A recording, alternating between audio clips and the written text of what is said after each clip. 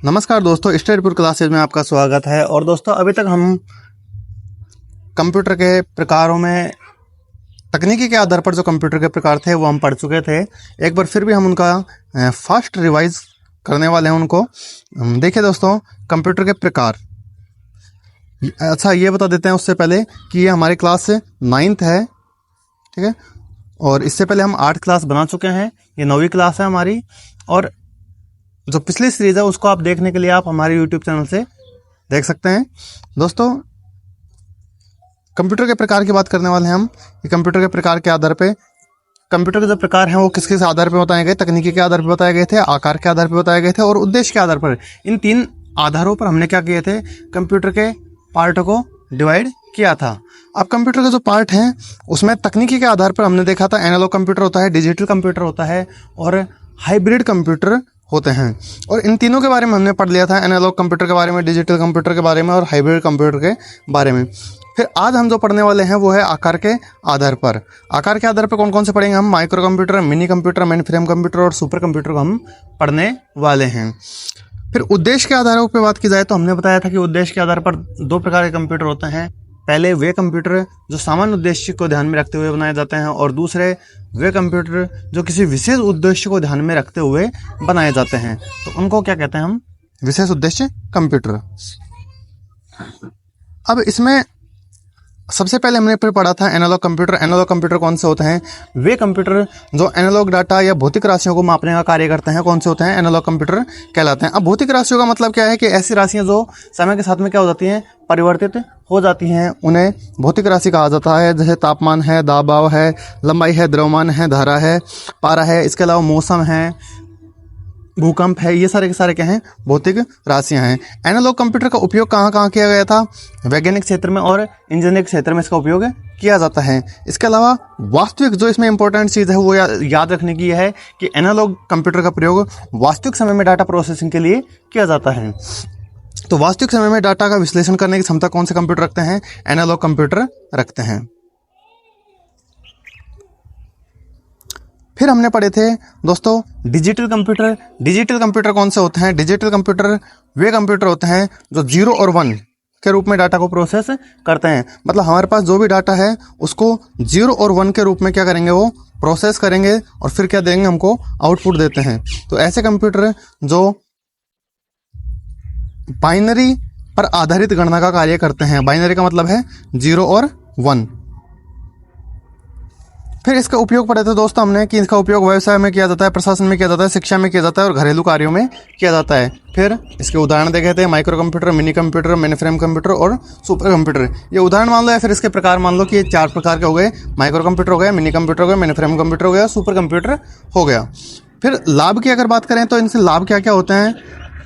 तो दोस्तों उच्च गति होती है इनके अंदर, सटीकता मतलब गणना में बहुत एक्यूरेसी पाई जाती है, डेटा स्टोरेज क्षमता इनकी बहुत ज़्यादा होती है और आसानी से प्रोग्राम बदले जा सकते हैं।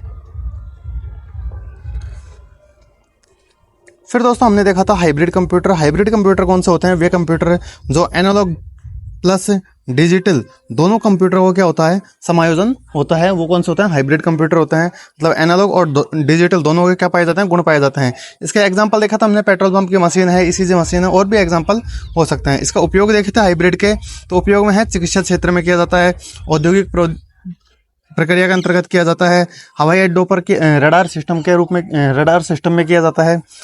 तो ये सब इन सब में किसका प्रयोग होता है? हाइब्रिड कंप्यूटर का प्रयोग होता है। फिर दोस्तों हमने इसके लाभ देखे थे कि हाइब्रिड कंप्यूटर के लाभ क्या हैं। तो लाभ क्या है? एक तो इसमें एनालॉग कंप्यूटर के गुण पाए जाते हैं, इसलिए ये वास्तविक समय में डाटा का क्या करता है? प्रोसेस करता है। फिर इसमें एनालॉग और डिजिटल दोनों तकनीकों का समायोजन होने से ये दोनों के ही कार्य आसानी से कर सकता है। दोस्तों हमने ये रिवाइज किया है जो कि इससे पहले वाली क्लास का था, और अब हम पढ़ने वाले हैं। अच्छा, पहले ये बता दें हम कि ये जो थी वो तकनीकी के आधार पर जो कंप्यूटर के भाग थे वो थे ये, ठीक है। और अब हम जो पढ़ेंगे दोस्तों वो है आकार के आधार पे। तो आकार के आधार पर कंप्यूटर को कितने भागों में बांटा गया? 4 भागों में बांटा गया, जिसमें हम पढ़ने वाले हैं micro computer, mini computer, main frame computer और सुपर कंप्यूटर। ये दोस्तों हम पढ़ने वाले हैं। चलिए शुरू करते हैं आज का सेशन। सबसे पहले हम पढ़ेंगे दोस्तों माइक्रो कंप्यूटर। माइक्रो कंप्यूटर क्या होते हैं दोस्तों? वे कंप्यूटर जिन्हें माइक्रो प्रोसेसर का उपयोग किया जाता है, मतलब ऐसे कंप्यूटर जिसमें माइक्रो प्रोसेसर का उपयोग किया जाता है उन्हें माइक्रो कंप्यूटर कहा जाता है। फिर शुरुआत की अगर बात करें तो इनकी जो शुरुआत है वो 4th जनरेशन से हुई थी। जब हमने जनरेशन पढ़ी थी दोस्तों तो याद होगा आपको कि 4th जनरेशन में माइक्रो प्रोसेसर का प्रयोग किया गया था। तो ऐसे कंप्यूटर जिनमें माइक्रो प्रोसेसर का उपयोग किया जाता है वो माइक्रो कंप्यूटर कहलाते हैं। इनकी जो शुरुआत है वो 4th जनरेशन में हुई थी और इसे अन्य नाम से जाना जाता है। नाम क्या है? कंप्यूटर ऑन ए चिप है, मतलब एक चिप पर ही आधारित पूरा का पूरा कंप्यूटर होता है। तो मेन कंपोनेंट उसकी क्या होती है? वो चिप होती है, जिसको हम क्या कहते हैं? Micro processor. तो दोस्तों ये इसकी कुछ इंपॉर्टेंट बातें थी। अब इसकी विशेषताओं की तरफ चलते हैं। तो ये क्या होते हैं? पोर्टेबल होते हैं। पोर्टेबल का मतलब है दोस्तों आसानी से एक जगह से दूसरी जगह पर ले जाए जा सकते हैं। जैसे कि लैपटॉप है दोस्तों, उसको उठाकर आप कहीं भी ले जा सकते हो। तो एक जगह से उठाकर कहीं भी ले जाओगे दूसरी जगह पे, तो ये जो फंक्शन है अपने पास ये क्या कहलाता है? पोर्टेबिलिटी कहलाता है। सिंगल यूज़र, अगली जो विशेषता है दोस्तों सिंगल यूज़र, क्योंकि ये कंप्यूटर छोटे होते हैं आकार में, तो इनको एक बार में एक ही व्यक्ति चला सकता है। तो ये एक व्यक्ति द्वारा संचालित होते हैं। मल्टीटास्किंग, अब दोस्तों एक बार में एक व्यक्ति चला तो सकता है, लेकिन एक बार में वो एक व्यक्ति जो होता है वो अनेक कार्य कर सकता है इससे। ठीक है, तो ये ध्यान रखना है। मल्टीटास्किंग का मतलब होता है कि एक बार में अनेक कार्य,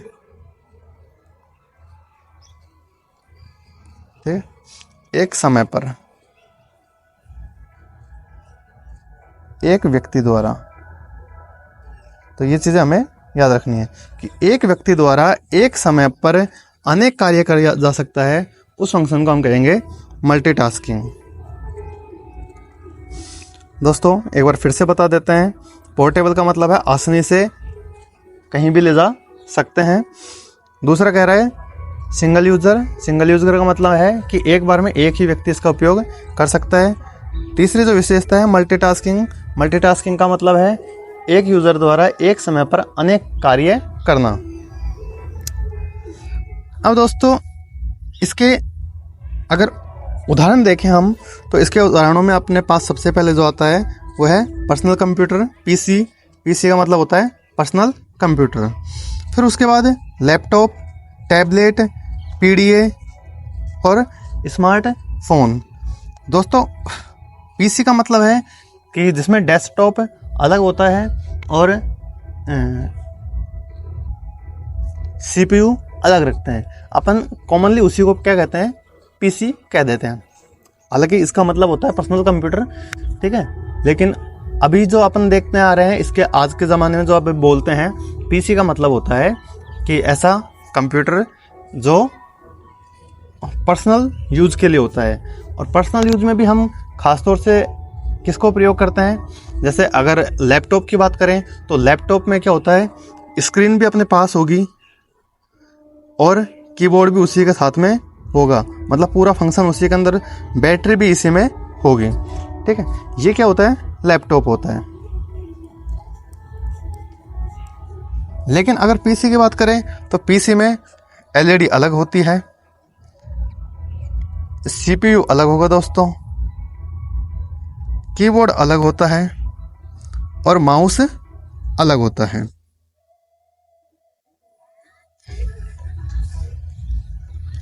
तो दोस्तों ये थोड़ा अंतर होता है। टैबलेट एक मोबाइल की तरह ही होता है, बस इसकी क्या होती है? साइज बड़ी होती है। बाकी इसमें फंक्शन के ऊपर डिपेंड करता है कि टैबलेट के अंदर कीबोर्ड अटैच किया जा सकता है या नहीं किया जा सकता, माउस लगाया जा सकता है या नहीं लगाया जा सकता। तो ये सारी चीज़ें किस पे डिपेंड करती हैं, प्रोवाइडर के द्वारा जो टैबलेट दिया गया है उसमें फंक्शनलिटी दी है या नहीं दी है, ये सब उस पर डिपेंड करता है। पीडीए दोस्तों, पीडीए का मतलब है पर्सनल डिजिटल असिस्टेंट, मतलब आपके पास एक डिजिटल असिस्टेंट होता है। फिर है स्मार्टफोन, स्मार्टफोन सब यूज़ करते ही हैं तो इसमें कुछ बताने की ज़रूरत ही नहीं है। स्मार्टफोन पर आज अभी जो प्रेजेंट में ओएस चल रहे हैं वो अपन कह सकते हैं, एक तो एंड्रॉयड ओएस फेमस है, एंड्रॉयड। दूसरा हम कह सकते हैं iOS जो कि एप्पल का है।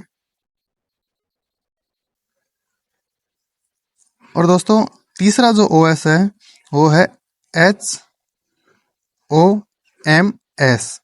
मतलब HOMS जो कि हवाई के द्वारा, हवाई कंपनी है, ठीक है, हवाई या हॉर्नर कंपनी बोल सकते हैं अपन।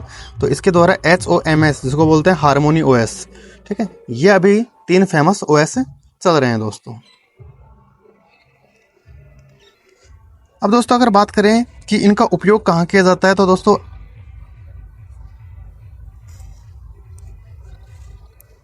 इनका उपयोग घरेलू कार्यों में किया जा सकता है, छोटे व्यवसायों में किया जाता है, और शिक्षा में मतलब एजुकेशन में, पढ़ाई लिखाई में अपन इनका उपयोग कर लेते हैं। बाकी छोटे मोटे जितने भी काम है अधिकतर में सब में माइक्रो कंप्यूटर का ही प्रयोग किया जाता है। लाभ क्या होता है दोस्तों, इससे बेनिफिट क्या है आपको, पोर्टेबिलिटी कि एक स्थान से दूसरे स्थान पर ले जाए जा सकते हैं, सरल उपयोग होता है, और उचित मूल्य मतलब कम रेट में ही या किफ़ायती रेट में ही ये हमको मिल जाते हैं दोस्तों।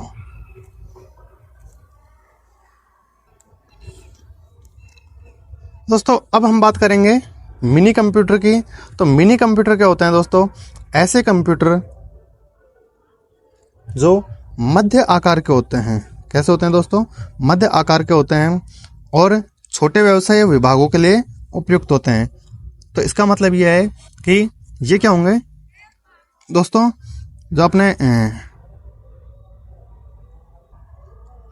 आपने पढ़ा था माइक्रो कंप्यूटर, तो ये माइक्रो कंप्यूटर से क्या होते हैं, बड़े होते हैं। हाँ, अब इनको एक बार वापस से देख लेते हैं कि जो आकार में कैसे होते हैं, मध्य। सबसे छोटे आकार के कौन होंगे, माइक्रो कंप्यूटर। उससे बड़े कौन से होंगे, मिनी कंप्यूटर। अब ये आकार में थोड़े क्या होते हैं, मध्य आकार के होते हैं। छोटे व्यवसायों के लिए और विभागों के लिए क्या होते हैं, अच्छे होते हैं। अब कहने का मतलब है इनका यूज पर्सनल या किसी व्यक्ति विशेष के लिए नहीं किया जाता है। विशेषता क्या होती है दोस्तों इसका, ये नेटवर्किंग को सपोर्ट करते हैं। मल्टी यूजर क्षमता मतलब बहुत सारे लोग इसको एक बार में यूज कर सकते हैं। उच्च डेटा प्रोसेसिंग क्षमता इनके अंदर पाई जाती है कि एक साथ में बहुत सारे लोग इसको यूज कर सकते हैं। तो ये बहुत सारा डाटा एक साथ में क्या कर सकते हैं, प्रोसेस कर सकते हैं। और नेटवर्किंग सपोर्ट, अब नेटवर्किंग सपोर्ट का मतलब है सर्वर सपोर्ट से होता है दोस्तों।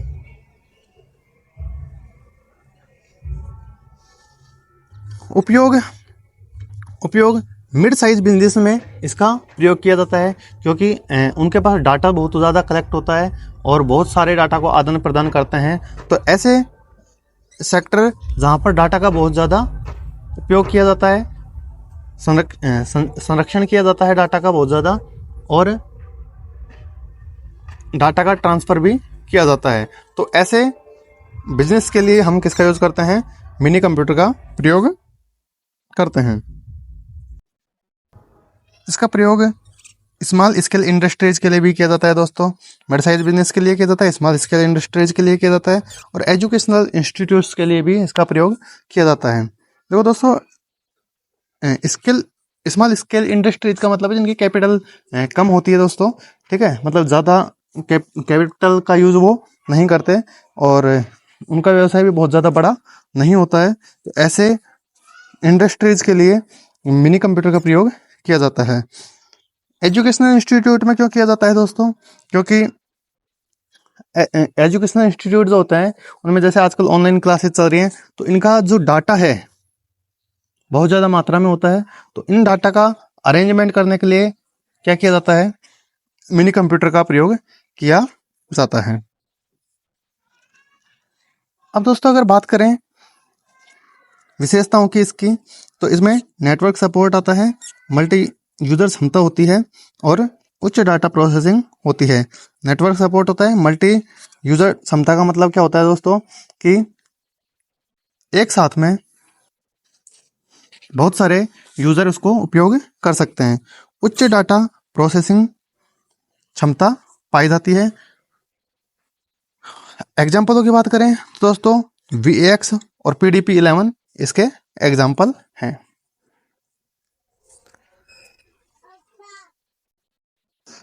अब पढ़ेंगे दोस्तों मेन फ्रेम कंप्यूटर।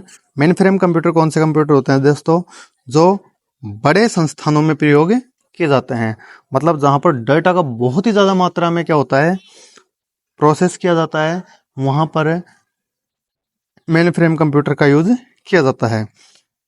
अब बहुत ज्यादा डाटा मात्रा में प्रोसेस होता है तो उसको भंडार करने की क्षमता भी अधिक चाहिए।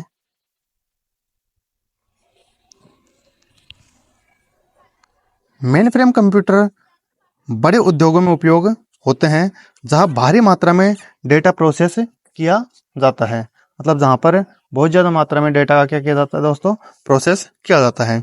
इसकी विशेषताएं क्या होती है मेन फ्रेम कंप्यूटर की दोस्तों, उस विशेषताओं में आती है उच्च स्टोरेज क्षमता, क्योंकि क्या किया जाता है दोस्तों, जब डाटा का बहुत ज्यादा मात्रा में प्रोसेस किया जाता है तो भंडारण क्षमता भी क्या होती है, उच्च होती है। बहुत तेज प्रोसेसिंग होती है दोस्तों और उच्च विश्वसनीयता, मतलब यहाँ पर सिक्योरिटी ज़्यादा पाई जाती है।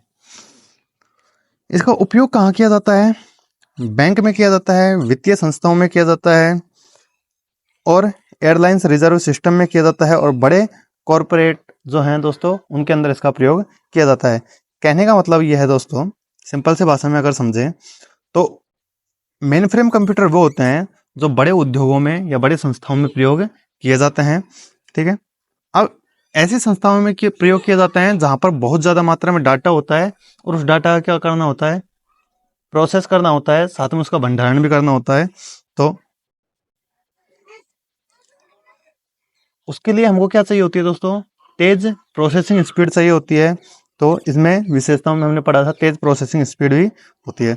साथ में इनमें क्या होता है, उच्च विश्वसनीयता, मतलब सिक्योरिटी बहुत ज्यादा मात्रा में होती है। उपयोग इसके पढ़े अपन ने बैंक में, क्योंकि बैंक में सिक्योरिटी भी ज्यादा होती है और तेज भी होते हैं वहां के सर्वर, और बहुत ज्यादा मात्रा में डाटा होता है क्योंकि हर एक बैंक में ही हजारों कस्टमर डेली आते हैं और ट्रांजैक्शन करते हैं। तो उस तरीके से हम देख सकते हैं कि बहुत ज्यादा मात्रा में डाटा प्रोसेस किया जाता है। इसके एग्जाम्पलों की बात करें दोस्तों तो IBM Z सीरीज और सिस्टम Z9 इसके एग्जाम्पल हैं। अब पढ़ेंगे दोस्तों सुपर कंप्यूटर। सुपर कंप्यूटर कौन से होते हैं, ऐसे कंप्यूटर दोस्तों जो सबसे शक्तिशाली होते हैं और सबसे तेज होते हैं। मतलब अभी वर्तमान में जो सबसे शक्तिशाली और सबसे तेज कंप्यूटर हैं वो कौन से हैं दोस्तों, सुपर कंप्यूटर है।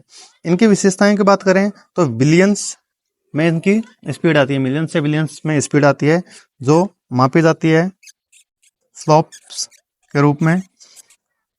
फ्लॉप्स का मतलब होता है दोस्तों फ्लोटिंग पॉइंट पर सेकंड,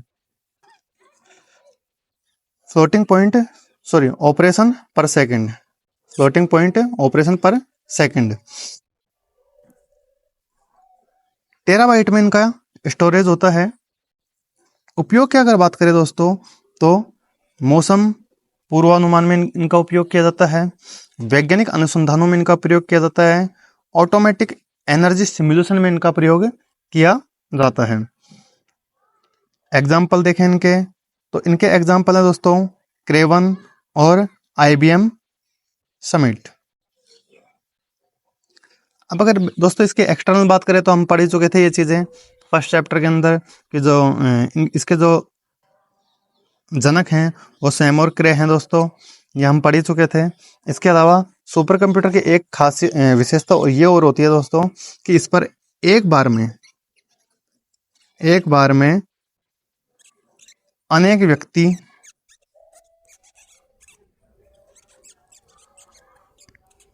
अनेक कार्य कर सकता है, अनेक कार्य कर सकते हैं।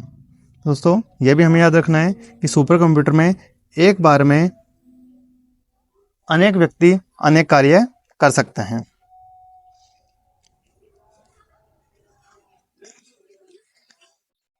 फिर हम पढ़ते हैं दोस्तों सामान्य उद्देश्य कंप्यूटर। सामान्य उद्देश्य कंप्यूटर कौन से होते हैं दोस्तों? तो सामान्य उद्देश्य के लिए बनाए जाते हैं। सामान्य उद्देश्य में विभिन्न भिन्न अलग अलग मतलब प्रकार के सामान्य उद्देश्य हो सकते हैं। उदाहरण में पर्सनल कंप्यूटर, लैपटॉप, और हम कह सकते हैं एंड्रॉयड भी कह सकते हैं, इसमें स्मार्टफोन भी कह सकते हैं। ठीक है। विशेषताएं क्या है दोस्तों इसकी? विभिन्न एप्लीकेशन के लिए प्रोग्रामेबल और मल्टीटास्किंग होते हैं। मतलब ये मल्टीटास्किंग होते हैं। मल्टीटास्किंग का मतलब हम पहले ही बता चुके हैं। मल्टीटास्किंग का मतलब है कि एक समय पर अनेक कार्य हो सकते हैं इसके अंदर। उपयोग कहाँ किया जाता है? घर में किया जाता है, व्यवसाय में किया जाता है, शिक्षा के क्षेत्र में किया जाता है, प्रशासन के क्षेत्र में किया जा सकता है। फिर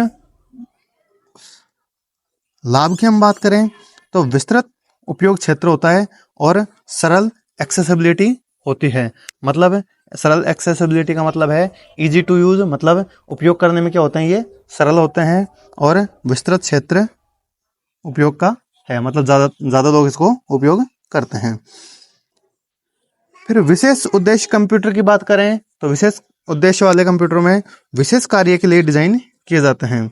जैसे कि ग्राफिक्स डिजाइन कंप्यूटर, हम कह सकते हैं कि जैसे अगर वीडियो एडिटिंग के लिए चाहिए तो उसके लिए ग्राफिक्स डिजाइन कंप्यूटर का ही उपयोग किया जा सकता है। मैन्युफैक्चरिंग कंप्यूटर होते हैं, मतलब किसी उत्पाद से रिलेटेड अगर कोई कंप्यूटर है तो उसके लिए हम मैन्युफैक्चरिंग कंप्यूटर का उपयोग कर सकते हैं। विशेषताओं की बात करें दोस्तों तो किसी विशेष कार्य के लिए बनाए जाते हैं ये, मतलब एक टारगेट रखा जाता है कि इसी उद्देश्य के लिए इसका प्रयोग किया जाएगा। उच्च दक्षता पाई जाती है, या फिर हम कह सकते हैं कि उच्च क्षमता वाले होते हैं।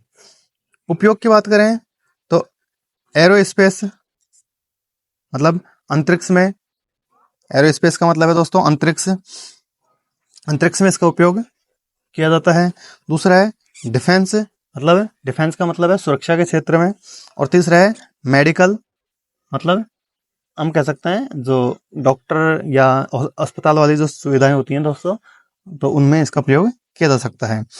लाभ की हम बात करें तो उच्च दक्षता, मतलब एक स्पेशल क्षमता होती है इनके अंदर किसी कार्य को करने के लिए, मतलब जो उद्देश्य को ध्यान में रखकर बनाया गया है उस उद्देश्य को कार्य करने की स्पेशल क्षमता पाई जाती है। और एक्यूरेसी बहुत ही अच्छी इनकी पाई जाती है। चलिए दोस्तों आज की क्लास को यहीं समाप्त करते हैं। नमस्कार, थैंक यू।